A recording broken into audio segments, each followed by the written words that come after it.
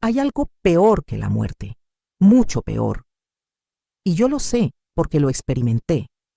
Durante 3 horas y 40 minutos estuve enterrada viva, bajo 2 metros de tierra, en un ataúd sellado, en oscuridad absoluta, con el aire acabándose segundo a segundo, sintiéndome morir lentamente. Y en esas 3 horas, mientras arañaba la tapa del ataúd hasta dejarme los dedos en carne viva, mientras gritaba hasta destrozarme la garganta sabiendo que nadie me escucharía, una presencia vino a mí, no para rescatarme inmediatamente, para mostrarme algo primero, para darme un mensaje que necesito compartir antes de que sea demasiado tarde. Un mensaje sobre lo que viene, sobre el día del juicio, sobre cómo cada mentira, cada fraude, cada vida vivida en engaño será expuesta y juzgada. Y me llamo Sofía, tengo 62 años, y durante 32 años de mi vida fui una estafadora profesional. No una estafadora de poca monta que roba carteras en el metro. Era una maestra del fraude, sofisticada, brillante, despiadada. Arruiné cientos de vidas. Destruí familias enteras. Robé los ahorros de jubilados que confiaron en mí. Y durante todo ese tiempo, nunca sentí remordimiento. Ni una sola vez. Porque para mí, la gente que caía en mis estafas era simplemente tonta, y yo solo aprovechaba esa estupidez. Pero Dios tiene formas de humillar a los soberbios, y mi humillación vino de la forma más aterradora imaginable, despertándome en mi propia tumba, enterrada, sellada, olvidada, con tierra sobre mi cabeza y la eternidad esperándome. Y en ese ataúd, en esa oscuridad sofocante, aprendí algo que ninguna universidad ni ningún libro de negocios me enseñó: que hay un Dios, que hay un juicio y que viene pronto. Más pronto de lo que cualquiera de nosotros espera. Pero antes de contarte sobre esas 3 horas en la tumba, antes de explicarte el mensaje que recibí, antes de revelarte lo que me mostraron sobre el juicio venidero, necesitas entender quién era yo. ¿Qué tipo de persona hace lo que yo hice? ¿Cómo alguien puede vivir 32 años destruyendo vidas sin sentir absolutamente nada? Nací en una familia de clase media baja. No fuimos pobres, pero nunca tuvimos lujos. Y desde muy joven, desde que tenía memoria, odiaba eso. Odiaba usar ropa de segunda mano. Odiaba no poder ir a los lugares donde iban las familias ricas. Odiaba sentirme menos que otros. Y me prometí a mí misma que cuando fuera adulta, nunca volvería a ser pobre. Nunca volvería a sentirme inferior. Haría lo que fuera necesario para tener dinero, lo que fuera. Estudié administración de empresas. No porque me apasionara, sino porque entendí que era la forma más rápida de acceder a dinero. Me gradué con honores. Conseguí trabajo en una firma de inversiones. Y ahí aprendí el juego. Aprendí cómo funciona el dinero, cómo fluye, cómo manipularlo. Y aprendí algo más importante. Aprendí que la gente es increíblemente crédula cuando prometes hacerlos ricos. Mi primera estafa fue pequeña. Convenció a 5 personas de invertir en un fondo que no existía. Les prometí rendimientos del 30% anual. Les mostré documentos falsos. Les di referencias falsas de inversionistas exitosos, que en realidad eran amigos que me ayudaban. Recaudé $50,000. Los tomé. Desaparecí. Cambié de ciudad. Cambié mi número. Y nunca fui atrapada. Y sentí poder. Un poder que nunca había sentido. El poder de manipular a otros. El poder de hacer que gente más inteligente que yo, con más educación que yo, con más experiencia que yo, me entregaran su dinero voluntariamente. Y no sentí culpa, para nada. Solo pensé, si son tan tontos como para creer, merecen perder su dinero. Esa fue mi filosofía durante 32 años. Y refiné mi arte. Me volví mejor, más sofisticada, más convincente. Dejé las estafas pequeñas y me enfoqué en las grandes. Esquemas piramidales disfrazados de oportunidades de negocio legítimas. fraudes de inversión con documentación tan profesional que hasta abogados caían, estafas románticas donde fingía enamorarme de hombres ricos y vaciaba sus cuentas antes de desaparecer. Cambié de identidad 7 veces en 32 años. Sofía no es siquiera mi nombre real. Cambié de ciudad 13 veces. Viví en 4 países diferentes, siempre un paso adelante de las autoridades, siempre reinventándome, siempre encontrando nuevas víctimas. Y vivía bien, muy bien. Mansiones, autos de lujo, ropa de diseñador, viajes internacionales, todo lo que de niña soñé tener lo tenía. Y todo construido sobre las ruinas de otras personas, sobre jubilados que perdieron sus ahorros, sobre familias que perdieron sus casas, sobre personas que confiaron en mí y les destruí la vida. ¿Alguna vez pensé en ellos? No. Nunca. Eran números para mí, estadísticas. Gente tonta que cayó en mi trampa, nada más. No tenía rostros, no tenían historias, eran solo medios para mi fin. No tenía amigos reales, no tenía familia cercana después de cierto punto, porque mantener relaciones genuinas requiere ser genuina. Y yo no sabía cómo ser eso. Todo en mi vida era una actuación. Cada conversación era una manipulación, cada sonrisa era falsa, cada palabra calculada. Vivía en mentiras tan profundas que ya ni siquiera sabía quién era realmente debajo de todas las máscaras. No creía en Dios, para nada. Veía la religión como otra estafa, otra forma de controlar a la gente, otra forma de sacarles dinero. De hecho, una de mis estafas favoritas era fingir ser cristiana devota, unirme a iglesias ricas, ganarme la confianza de la congregación y luego pedirles inversión en un negocio cristiano que iba a glorificar a Dios con las ganancias. La gente de iglesia era especialmente fácil de estafar porque querían creer que otros cristianos eran confiables. Robé millones usando esa estrategia y nunca, ni una sola vez en 32 años, fui atrapada. Investigada sí, sospechada sí, pero nunca con suficiente evidencia para arrestarme, porque era cuidadosa, meticulosa. Borraba mis huellas, destruía documentos, usaba testaferros, mantenía el dinero en cuentas offshore. Era en mi arrogancia intocable. Mi última estafa fue mi obra maestra, o al menos eso pensaba.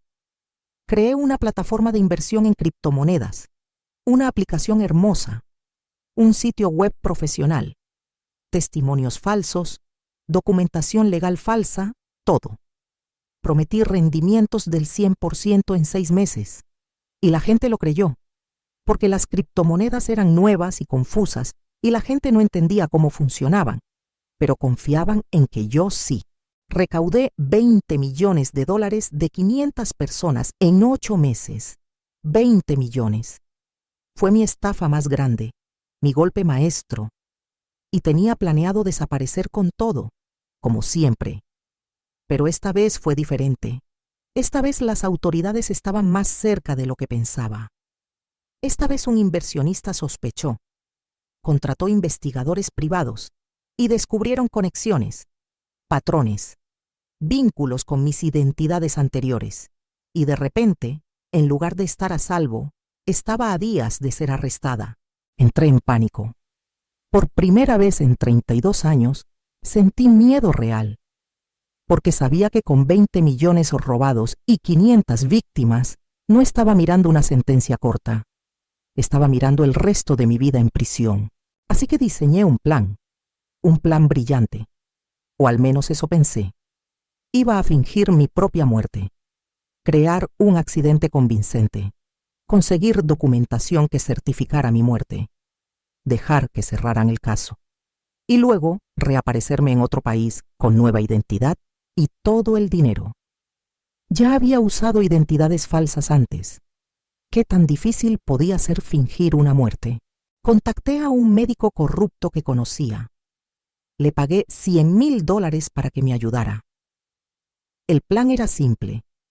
Él me daría sustancias que simularían muerte temporal, que reducirían mi pulso a niveles imperceptibles, que me harían parecer muerta por unas horas, tiempo suficiente para que un médico forense me examinara y certificara mi muerte. Luego, cuando me llevaran a la funeraria, él descubriría el error y me reviviría en privado.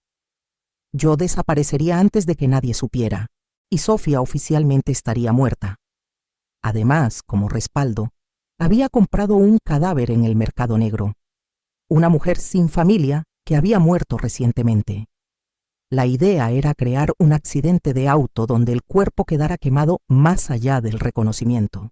Usaría sus cenizas para el funeral, todo cerrado, todo perfecto.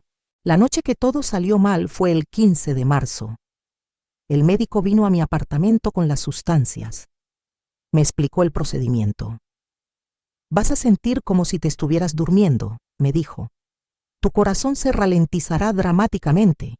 Tu respiración será imperceptible. Parecerás muerta, pero solo por 6 horas. Luego el efecto desaparecerá naturalmente. ¿Y no hay riesgo?, pregunté. Mínimo, respondió. He hecho esto antes, funciona. Debí haber sospechado. Debí haber cuestionado. Pero estaba desesperada. Y cuando estás desesperada, tomas decisiones estúpidas. Irónico viniendo de alguien que había vivido toda su vida explotando las decisiones estúpidas de otros. Me inyectó la primera sustancia. Sentí calor, luego frío, luego mi visión empezó a borrarse. Es normal, escuché su voz de lejos. Solo relájate. Y entonces me inyectó la segunda. Y todo cambió. Mi corazón no solo se ralentizó, se aceleró, violentamente, como si fuera a explotar. Mi pecho dolía. No podía respirar. Intenté gritar, pero no me salía la voz. ¿Qué está pasando?, lo escuché gritar. Esto no debería estar pasando. Vi su rostro sobre el mío. Pánico, terror. Me estaba dando palmadas en las mejillas, me sacudía. Y luego nada. El dolor desapareció. Todo desapareció, oscuridad. No sé cuánto tiempo estuve en esa oscuridad, pero eventualmente escuché voces, voces lejanas. Necesitamos moverla ahora. ¿Hay pulso? No detecto nada. Empiezan compresiones. Sentí manos en mi pecho, presionando, bombeando, electrodos, descargas, dolor que atravesaba mi cuerpo y luego más oscuridad. Lo siguiente que supe es que estaba siendo llevada en una camilla. Voces alrededor.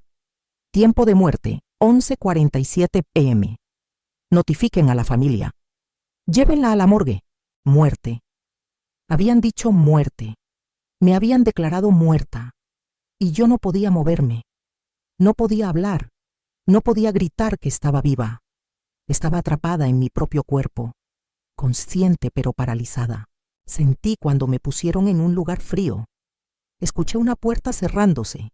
Y luego silencio. Estaba en la morgue. Pensé, van a darse cuenta. Cuando hagan la autopsia van a darse cuenta de que estoy viva. Pero no hicieron autopsia, porque mi familia, personas que el médico había pagado para actuar como mi familia, solicitó que no la hicieran por razones religiosas. Y fue aprobado. Las siguientes horas fueron un tormento de semi-inconsciencia. A veces podía escuchar cosas, a veces solo oscuridad. Intentaba moverme, no podía. Intentaba gritar, no podía. Era como estar atrapada en una pesadilla de la que no podía despertar. Y luego escuché preparativos.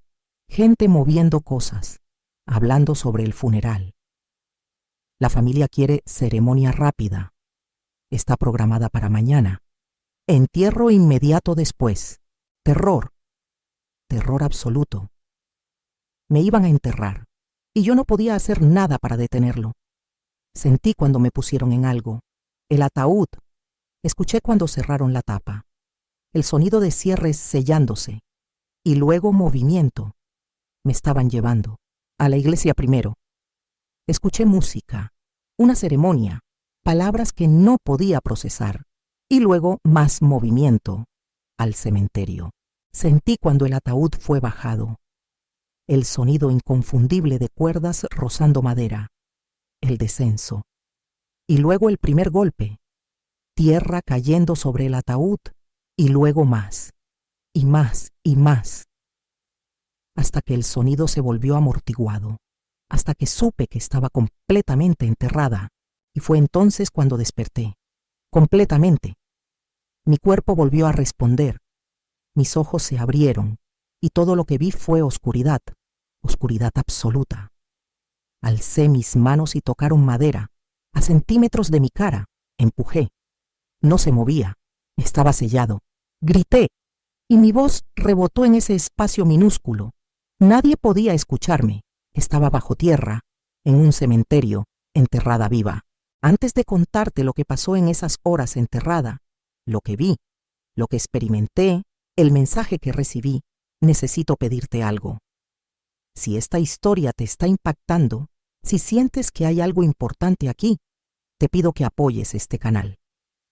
Suscribiéndote, permites que testimonios como el mío lleguen a las personas que necesitan escuchar lo que tengo que decir sobre el engaño, sobre el juicio que viene, sobre la urgencia de arrepentirse antes de que sea tarde. Tu suscripción puede cambiar vidas. Dale al botón de suscribirse si aún no lo has hecho. Ahora sí, déjame contarte lo que pasó en ese ataúd. El pánico que sentí cuando me di cuenta de dónde estaba no tiene descripción en ningún idioma humano. Grité hasta que mi garganta se destrozó. Golpeé la tapa del ataúd hasta que mis nudillos sangraron. Empujé con todas mis fuerzas hasta que mis músculos no respondieron más. Y nada. Nada se movía.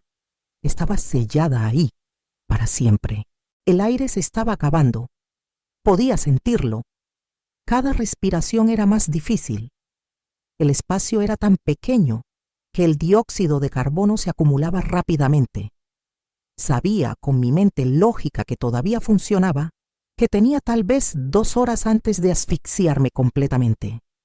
2 horas de tortura antes del fin. Y en ese momento, en esa oscuridad sofocante, enfrenté algo que nunca había enfrentado en toda mi vida. La realidad de mi muerte. Y la realidad de lo que vendría después. Por primera vez en 32 años, pensé en todas las personas que había destruido. No como números, como personas, como seres humanos con familias, con sueños, con vidas que yo arruiné por mi codicia. Vi sus rostros, escuché sus voces rogándome que les devolviera su dinero. Vi las lágrimas de jubilados que perdieron todo. Vi familias que se separaron por la presión financiera que yo causé. Vi vidas destrozadas y por primera vez sentí algo que nunca había sentido. Culpa, culpa real, devastadora, aplastante. Dios, susurré en esa oscuridad. Dios, si existes, perdóname. Perdóname por todo. No quiero morir así. No quiero morir sabiendo todo el daño que causé sin nunca haberlo arreglado. Y entonces algo cambió. El aire que se estaba acabando, de repente se sintió diferente. No más fresco, sino diferente. Cargado, como si hubiera electricidad. Y la oscuridad, que era absoluta, empezó a cambiar. No se volvió brillante, pero ya no era solo oscuridad. Era una oscuridad con presencia, como si alguien estuviera ahí conmigo en ese ataúd. Sofía, escuché. Una voz. No con mis oídos porque no había sonido físico, sino directamente en mi mente, en mi alma. Sofía, finalmente me llamas. ¿Quién eres? Susurré con mi voz destrozada. Soy el que has ignorado toda tu vida, el que has burlado, el que has usado para estafar a mi pueblo. Soy el Dios vivo y vine a mostrarte algo antes de que mueras. Terror. Un terror diferente al que había sentido minutos antes. Este no era terror de asfixia. Era terror de estar frente a algo infinitamente más grande que yo. Algo santo. Algo que me veía completamente, que conocía cada mentira, cada estafa, cada vida arruinada, todo. No, dije. No, por favor. Déjame morir. Solo déjame morir. Morirás, respondió la presencia. Todos mueren, pero antes de que mueras necesitas ver algo, necesitas entender algo, porque vas a regresar. No porque lo merezcas, sino porque tengo un propósito para ti, y necesitas saber qué decirles. ¿Decirle a quién? Al mundo. A todos los que viven en mentira como tú viviste. A todos los que piensan que pueden engañar y manipular sin consecuencias. A todos los que creen que la muerte es el final y que pueden salirse con la suya. Y entonces todo el ataúd desapareció. La oscuridad desapareció. Y me encontré en otro lugar.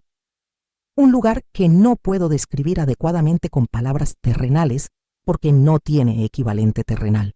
Era un espacio enorme, infinito, y había una estructura central. Era como un trono, pero no un trono físico. Era autoridad manifestada, poder absoluto tomando forma.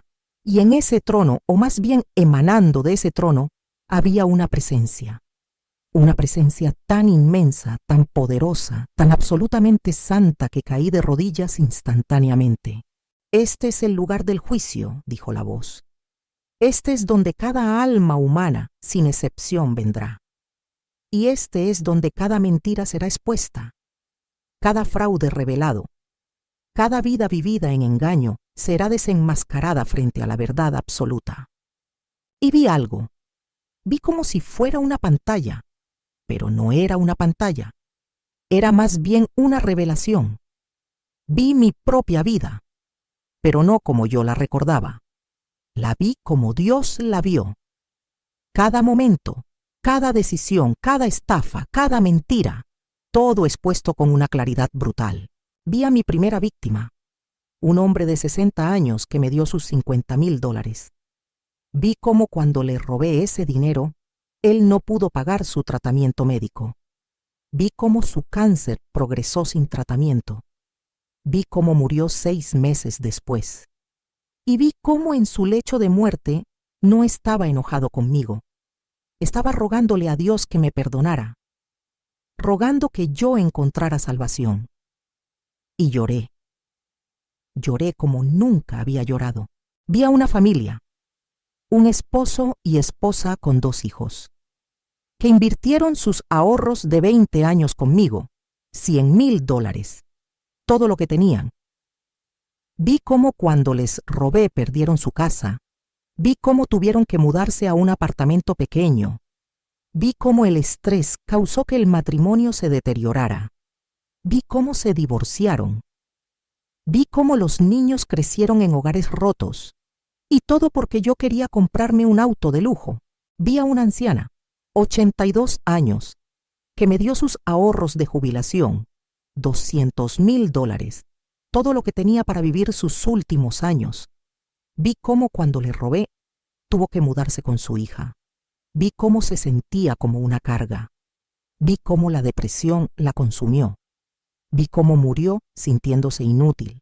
Y yo ni siquiera recordaba su nombre. Una tras otra, 500 vidas, 500 personas, 500 historias, todas destrozadas por mi codicia. Y tuve que verlas todas, cada una, sintiendo no solo mi culpa, sino sintiendo su dolor, como si estuviera experimentando lo que ellos experimentaron cuando les robé. Esto es lo que se te mostrará en el juicio, dijo la presencia. Cada vida que tocaste, cada persona que dañaste, no podrás esconderte, no podrás mentir, no podrás manipular, porque yo lo sé todo, yo lo veo todo, y cada mentira, cada engaño, cada fraude será revelado. Lo siento, lloré. Lo siento mucho, no sabía, no entendía. Sí sabías, me corrigió la presencia. Elegiste no importarte. Elegiste ver a las personas como objetos. Elegiste tu codicia sobre sus vidas. No fue ignorancia, fue maldad deliberada. Entonces estoy condenada, susurré. No hay esperanza para mí. Hay esperanza, respondió la presencia. Y su tono cambió. Se volvió más suave. Siempre hay esperanza mientras hay vida. Mientras hay aliento, hay oportunidad de arrepentimiento genuino, pero ese arrepentimiento no puede ser solo palabras. Debe ser acción, debe ser restitución, Debe ser transformación completa. ¿Qué quieres que haga? Vas a regresar. En unos minutos alguien va a escuchar tus golpes. Alguien va a desenterrar tu ataúd. Alguien va a abrirlo y vas a vivir. No porque lo merezcas, sino porque tengo un propósito para ti. Un mensaje que necesitas dar. ¿Qué mensaje? Y entonces vi algo más. Vi una visión del futuro. Vi el mundo como es ahora, lleno de engaño, lleno de fraude, lleno de mentiras, lleno de gente viviendo falsedades, en redes sociales, en negocios, en relaciones, en iglesias, por todas partes, mentira tras mentira tras mentira. Y vi cómo cada mentira se acumulaba, cómo cada engaño añadía peso a una balanza espiritual, cómo cada fraude aumentaba la deuda que sería cobrada. Y luego vi algo que me aterrorizó. Vi una figura de poder y autoridad absolutos, viniendo, acercándose al mundo, y supe, sin que nadie me dijera, quién era. Era Cristo, regresando. No como el bebé en el pesebre, no como el maestro paciente, sino como el juez, el rey, el que viene a hacer cuentas. Viene pronto, dijo la presencia, más pronto de lo que el mundo espera, más pronto de lo que incluso mi iglesia espera. Y cuando venga, cada mentira será expuesta, cada fraude revelado, cada vida vivida en engaño será desenmascarada, y no habrá lugar para esconderse, no habrá forma de manipular, no habrá abogados que contratar, solo verdad, solo juicio, solo consecuencias. ¿Cuánto tiempo?, pregunté. No te toca saberlo, respondió, pero es pronto, y necesitas advertirles. Necesitas decirles que dejen de vivir en mentira, que dejen de engañar, que dejen de pensar que pueden salirse con la suya, porque no pueden. Todo será revelado, todo será juzgado, y el tiempo de arrepentimiento se está acabando. ¿Y yo? ¿Qué pasa conmigo? Tú regresarás, devolverás lo que robaste, confesarás tus crímenes, cumplirás tu castigo terrenal, y usarás el resto de tu vida advirtiendo a otros. Esa es tu restitución, esa es tu redención. No porque la merezcas, sino porque mi misericordia es más grande que tu maldad. Y entonces sentí el jalón. De regreso al ataúd, de regreso a la oscuridad, de regreso al aire que se acababa, pero con una diferencia. Ahora tenía esperanza, ahora tenía propósito, ahora sabía que no iba a morir ahí. Y entonces lo escuché. Un sonido, desde arriba, palas. Alguien estaba cavando. Golpeé la tapa del ataúd con las fuerzas que me quedaban. Golpeé y golpeé y golpeé, y escuché una voz gritando: «¡Hay alguien ahí! ¡Hay alguien vivo!». La tierra fue removida, el ataúd fue levantado, los cierres fueron abiertos, y la tapa se abrió. Luz, luz del día, aire fresco, y un rostro mirándome con horror absoluto. Era un trabajador del cementerio. Había regresado a buscar una herramienta que olvidó. Y escuchó mis golpes. Me sacó. Llamó a emergencias y fui llevada de regreso al hospital. Los doctores no podían creer lo que veían. Una mujer declarada muerta hace un día, enterrada y ahora viva, con pulso, respirando, hablando. Llamaron mi caso un milagro médico, una anomalía, una imposibilidad que de alguna forma pasó. Pero yo sabía la verdad. No fue anomalía. Fue Dios dándome una segunda oportunidad que no merecía. Lo primero que hice cuando salí del hospital fue ir a la policía. Confesé todo. Cada estafa, cada fraude, cada identidad falsa. Les di documentos, cuentas bancarias, todo. Querían saber por qué confesaba después de salirme con la suya durante décadas. Les dije la verdad, porque fui juzgada por alguien más grande que ustedes, y no puedo vivir con esa culpa. Fui arrestada, procesada, condenada a 18 años de prisión. Cumplí 8 antes de ser liberada por buen comportamiento, y durante esos 8 años devolví todo lo que pude. Los 20 millones que había robado en mi última estafa estaban intactos en cuentas offshore. Los devolví completamente. Rastreé a cada víctima, les pedí perdón. Algunos me perdonaron, algunos no. No los culpo. También rastreé víctimas de estafas anteriores, de los 32 años. Devolví lo que pude. No todo. Parte del dinero se había gastado hacía mucho, pero lo que pude recuperar, lo devolví. Y lo que no pude recuperar en dinero, lo compensé trabajando para organizaciones que ayudan a víctimas de fraude. Hoy visto ropa humilde porque todo lo que tenía, todo lo que compré con dinero robado, lo vendí o lo doné. No quiero nada que venga de ese pasado. Vivo de forma simple, con lo mínimo, porque aprendí que las posesiones materiales no valen nada cuando estás enfrentando eternidad. Me dedico a advertir. Voy a universidades, voy a conferencias de negocios, voy a iglesias, voy a cualquier lugar que me invite y cuento mi historia. La estafadora que engañó durante 32 años, que fue enterrada viva, que vio el juicio que viene y que tiene un mensaje urgente. El mensaje es este: Cristo viene pronto, y cuando venga, cada mentira será expuesta. Si estás viviendo en engaño, en fraude, en falsedad, el tiempo de arrepentirse es ahora. No mañana, ahora, porque no sabes cuándo tu tiempo se acabará, y no sabes cuándo Él regresará, pero será pronto. Y cuando llegue ese día, cuando estés frente al trono de juicio, no habrá abogados, no habrá excusas, no habrá manipulación, solo verdad. Y tendrás que responder por cada mentira, cada fraude, cada vida que dañaste, cada persona que engañaste, todo será revelado. Si me estás escuchando y vives en engaño, si estafas, si mientes, si manipulas, te lo suplico, detente, confiesa, devuelve lo que robaste, pide perdón a los que dañaste y busca a Dios antes de que sea tarde, porque puedo prometerte esto: el juicio que vi es real y viene, y nadie, absolutamente nadie, podrá escapar. Antes de terminar, necesito que hagas 3 cosas. Primero, deja un comentario.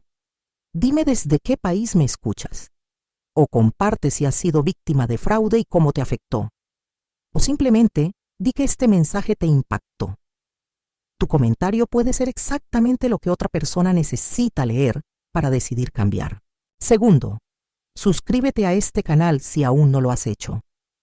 Este canal comparte testimonios que advierten sobre el juicio venidero, que llaman al arrepentimiento genuino, que revelan la verdad sobre las consecuencias eternas. Tu suscripción permite que más personas escuchen antes de que sea tarde.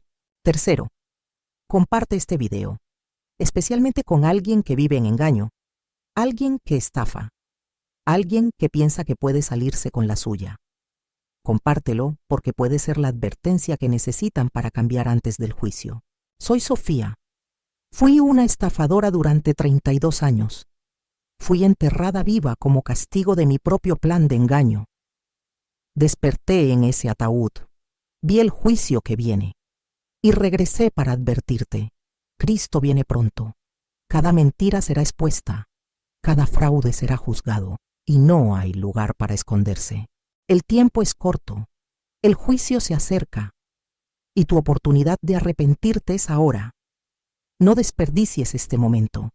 No esperes a estar en tu propia tumba, enfrentando tu eternidad, deseando haber elegido diferente.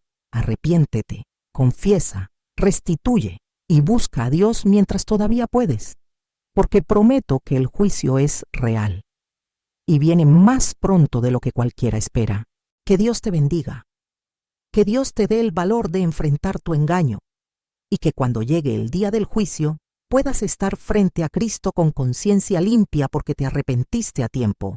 El reloj está corriendo, el juicio se acerca. ¿Qué vas a hacer con el tiempo que te queda?